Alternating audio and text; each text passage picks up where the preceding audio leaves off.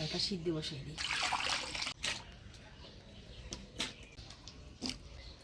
অল্প হলুদ লবণ দিয়ে কাঁঠালটা সিদ্ধ করে নিই।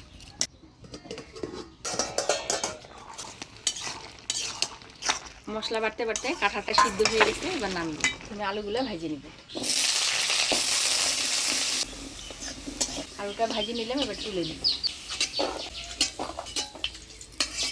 কাঁঠালের তরকারিতে ফোড়ন দিব শুকনো লঙ্কা, তেজপাতা, পাঁচফোড়ন।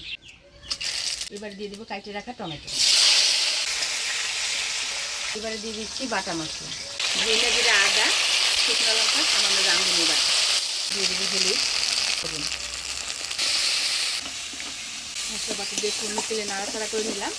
এবারে দিয়ে দেবো সামান্য জল, মশলাটা ভালোভাবে কষানোর জন্য।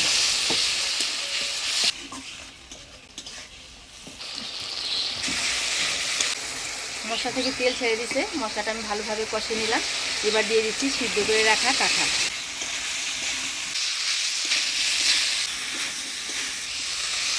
মশলার সাথে কাঁঠালটা ভালোভাবে নাড়াচাড়া করে নিলাম। এবার দিয়ে দেবো ভেজে রাখা আলু, কাঁঠালের সাথে ভালো করে কষিয়ে নেব।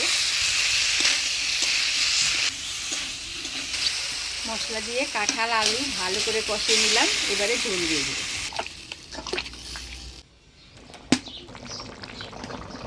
কাঁঠালের তরকারি হয়ে গেছে, এবার একটু গরম মশলা দিয়ে নামিয়ে দেবো। হয়ে গেল নিরামিষ কাঁঠালের তরকারি, এবারে নামিয়ে দেবো।